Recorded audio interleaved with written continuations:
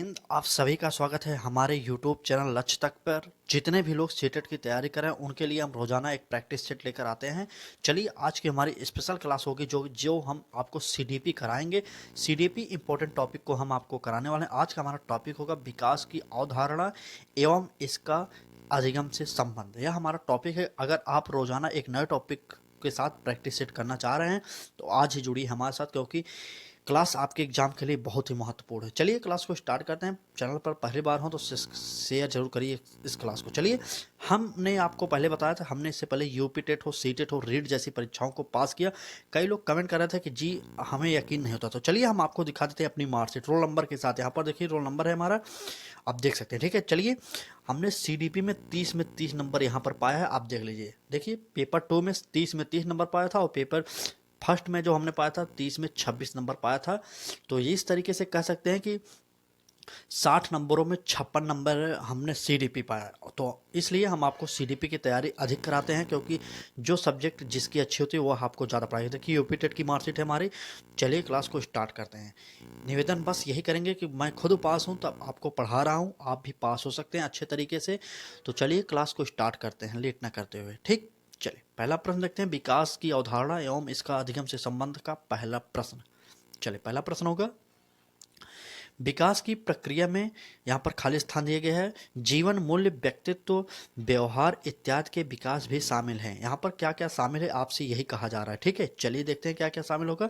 चलिए A option हमारा दृष्टिकोण, बी ऑप्शन है हमारा स्वभाव, सी ऑप्शन हमारा रुचियों और डी ऑप्शन है हमारा आदतों। चलिए अब इसमें भी दिया गया है ए, पहला ऑप्शन है ए और बी, दूसरा ऑप्शन है ए बी और सी, और तीसरा ऑप्शन है बी सी और डी, और चौथा ऑप्शन है ये सभी। चलिए कमेंट करिए और उत्तर बताइए जल्दी से। चलिए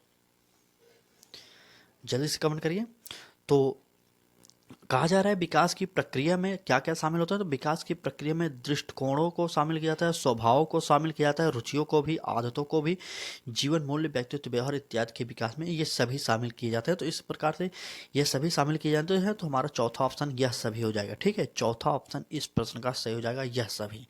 प्रश्न थोड़े से टफ लगेंगे लेकिन हम आपको उतने ही प्रश्न कराएंगे जितना आप समझ सकते हैं। ज़्यादा प्रश्न करा देंगे तो आपको समझ में कम आएगा, क्योंकि क्लास लंबी होगी तो आप समझेंगे कम, उसका मतलब कोई नहीं रहेगा कि आपको पढ़ाया गया होगा। ठीक है, चलिए इसलिए क्लास को उतना ही कराएंगे जितना आप समझ पाएँ। चलिए अगला प्रश्न देखते हैं। अगले प्रश्न है, बाल विकास के अध्ययन में निम्नलिखित में से किन बातों को शामिल किया जाता है। आपसे कहा जा रहा है बाल विकास के अध्ययन में निम्नलिखित में से किन बातों को शामिल किया जाता है। ए ऑप्शन देखते हैं, आयु के साथ होने वाले परिवर्तनों का क्या स्वरूप होता है। बी ऑप्शन, बालक में होने वाले परिवर्तनों का विशेष आयु के साथ क्या संबंध होता है। सी ऑप्शन, बालकों में पाई जाने वाली व्यक्तिगत विभिन्नताओं के लिए किस प्रकार के आनुवंशिक एवं परिवेशजन्य प्रभाव उत्तरदायी होते हैं। चलिए तीन ऑप्शन दिए गए, उसके बाद यहाँ पर देख लीजिए पहला ऑप्शन है हमारा ए और बी, दूसरा ऑप्शन है बी और सी, और तीसरा ऑप्शन है हमारा ए और सी, और चौथा ऑप्शन है यह सभी। चलिए कमेंट करिए और उत्तर बताइए। चलिए बाल के विकास के अध्ययन में निम्नलिखित में से किन बातों का शामिल किया जाता है, किन बातों को शामिल किया जाता है, आपको यह बताना होगा। तो चलिए देखते हैं। आपको पता होना चाहिए कि बाल विकास के अध्ययन में आयु के साथ होने वाले परिवर्तनों का क्या स्वरूप होता है, यह शामिल किया था, एकदम सही है। और देखते हैं बालक में होने वाली परिवर्तनों का विशेष आयोगों के साथ क्या संबंध होता है, यह भी सही हो जाएगा। ठीक है, चले यह भी सही हो जाएगा। आयोग नहीं आयु के साथ, यहाँ पर माफी चाहते हैं, आयोग नहीं आयु होगा। ठीक है, आयु आयु होगा। ठीक है, आयु। चले और तीसरा ऑप्शन, बालकों में पाई जाने वाली व्यक्तिगत विभिन्नताओं के लिए किस प्रकार के आनुवंशिक एवं परिवेश जन्य प्रभाव उत्तरदायी होते हैं, यह भी सही हो जाएगा। तो इस प्रकार से कह सकते हैं बाल विकास के अध्ययन में इन तीनों बातों को शामिल किया था। इस प्रकार से तीनों बातों को जब शामिल किया जाएगा तीनों ऑप्शन कट जाएंगे, हमारा चौथा ऑप्शन सही हो जाएगा, उपरोक्त सभी। ठीक है, ये भी सही था, लेकिन ये हमारा इस प्रश्न का जो चौथा ऑप्शन है उपरोक्त सभी, यह सभी सही हो जाएगा। ठीक है, चले क्लास कैसी लग रही है। अगर क्लास अच्छी लग रही है तो लाइक करिए, अगर चैनल पर नए हो तो सब्सक्राइब करके बेल आइकन को जरूर ऑन करिए, जिससे आपको नोटिफिकेशन मिलता रहे। और इस प्रकार की क्लासेज रोजाना दोपहर 1 बजे हमारे चैनल पर उपलब्ध कराई जाती है आपको। तो निवेदन बस इतना करेंगे, आप पढ़िए, अभी भी आपके पास समय है। इंपॉर्टेंट क्लासेस के साथ हम आपकी तैयारी करा रहे हैं। 1 महीने का अभी भी टाइम है आपके पास। आज से ही आप जुटेंगे तो अच्छे तरीके से तैयारी कर सकते हैं। लेट नहीं हुआ, आप अच्छे से पढ़िए, अभी भी समय है। ठीक है, चलिए अगला प्रश्न देखते हैं। आप अपनी कक्षा से कुछ छात्रों को चुनकर 6 महीने में उनमें होने वाले विकास की एक रिपोर्ट तैयार करना चाहते हैं, तो इसके लिए आप निम्न में से क्या चुनेंगे? ठीक है, चलिए एक बार फिर प्रश्न पढ़िए। अगर आपको प्रश्न समझ में नहीं आ रहा तो एक बार आप फिर से प्रश्न पढ़ लीजिए। अभी प्रैक्टिस सेट कर रहे हैं आप, अभी पढ़ सकते हैं। देखिए प्रश्न क्या है। आप अपनी कक्षा में से कुछ छात्रों को चुनकर 6 महीने में उनमें होने वाले विकास की एक रिपोर्ट तैयार करना चाहते हैं, तो इसके लिए आप निम्न में से क्या चुनेंगे? क्या चुनेंगे? ए ऑप्शन देते हैं, प्रत्येक माह उनकी लंबाई मापने की। बी ऑप्शन, प्रत्येक माह उनका वजन तौलेंगे। सी ऑप्शन, प्रत्येक माह उनकी रुचियों, आदतों, दृष्टिकोणों, व्यक्तित्व, व्यवहार आदि में होने वाले परिवर्तनों की जांच करेंगे। और डी ऑप्शन, प्रत्येक माह उनके शारीरिक आकार में होने वाले परिवर्तन की जांच करेंगे। चलिए कमेंट करिए और उत्तर बताइए। चले इस प्रश्न का उत्तर बताइए आप लोग, जल्दी से उत्तर बताइए इस प्रश्न का उत्तर बताइए। तो प्रत्येक माह उनकी रुचियों, आदतों, दृष्टिकोणों, व्यक्तित्व, व्यवहार आदि में होने वाले परिवर्तनों की जांच करेंगे। यही हमारा सी ऑप्शन सही हो जाएगा। इस प्रश्न का सी ऑप्शन सही हो जाएगा। चलिए इस प्रश्न का सी ऑप्शन सही हो जाएगा। ऐसे प्रश्न आपके पेपर में पूछे गए हैं। अगर आपको यकीन नहीं होता तो आप प्रीवियस ईयर देख सकते हैं, लेकिन हम आपको इस टॉपिक से संबंधित प्रीवियस ईयर के प्रश्न भी कराएंगे। कई प्रश्न जो है जो आपके प्रीवियस ईयर पेपर में आए हुए हैं। तो चलिए क्लास को पूरे लास्ट तक देखिए, उसके बाद समझिए कि किस प्रकार के हमारे प्रश्न आपके पेपर में उपलब्ध होंगे। ठीक है, चलिए अगला प्रश्न देखते हैं। प्रश्न थोड़ा सा बड़ा है, प्रश्न को ध्यान से पढ़िएगा, 1 से 2 बार पढ़ लीजिएगा। ठीक है, चलिए यह प्रश्न देखिए। प्रश्न है हमारा, 1 मिनट, चलिए यहाँ पर थोड़ा ऐसे ही रहने देते हैं, प्रश्न पढ़ लेते हैं, नहीं तो यह इधर उधर हो जाएगा। चलिए प्रश्न है हमारा, निम्नलिखित में से कौन सा कथन सत्य है? आपसे कहा जा रहा है निम्नलिखित में से कौन सा कथन सत्य है। ए ऑप्शन देखते हैं, दृष्टिकोण, भावनाएं और आदर्श संज्ञानात्मक विकास के अभिन्न हिस्से हैं और भाषा विकास, मानसिक चित्रण, अवधारणाओं व तार्किकता से इनका गहरा संबंध है। बी ऑप्शन देखते हैं, सभी बच्चों का स्वास्थ्य, शारीरिक विकास सभी प्रकार के विकास की पहली शर्त नहीं है। यहाँ पर नहीं है लिखा गया। ठीक है, चलिए सी ऑप्शन देखते हैं, मानसिक और भाषाई विकास सामाजिक विकास एवं अधिगम को अप्रत्यक्ष रूप से प्रभावित करते हैं। और डी ऑप्शन, बालक के संतुलित विकास में उसके संवेगात्मक विकास की नहीं बल्कि शारीरिक विकास की अहम भूमिका होती है। चलिए कमेंट करिए और उत्तर बताइए जल्दी से।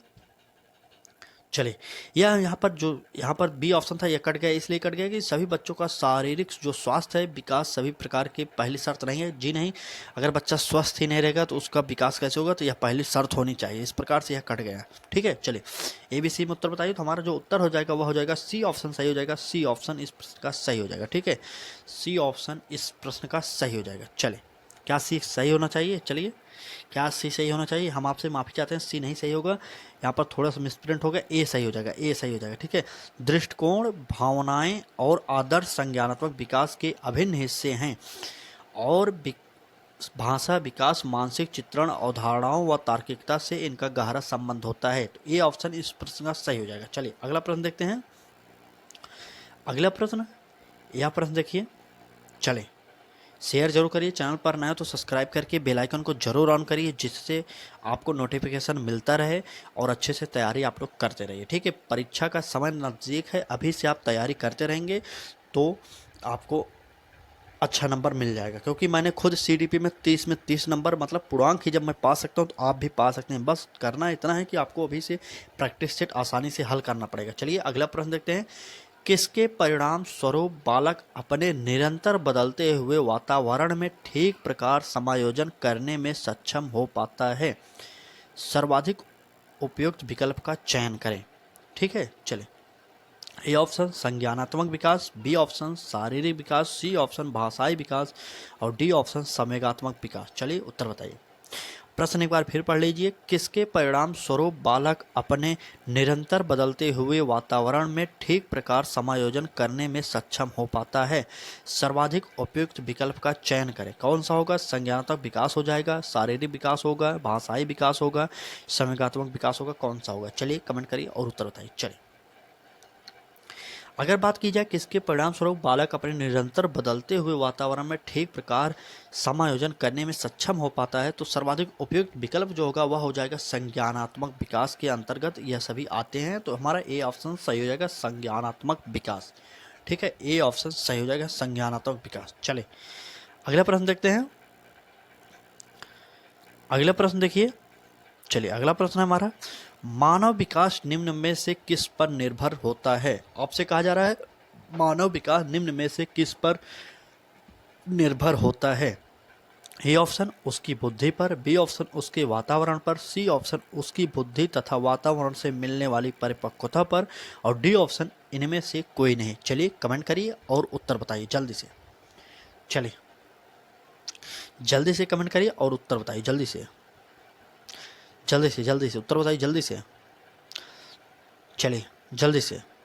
तो उसकी जो मानव विकास होता है निर्भर किस पर होता है? तो वह हो जाएगा उसकी वृद्धि तथा वातावरण से मिलने वाली परिपक्वता दर पर। ठीक है, तो हमारा सी ऑप्शन इस प्रश्न का सही हो जाएगा, उसकी बुद्धि तथा वातावरण से मिलने वाली परिपक्वता पर। यह हमारा ऑप्शन सी सही हो जाएगा। अगला प्रश्न देखिए। अगला प्रश्न है हमारा,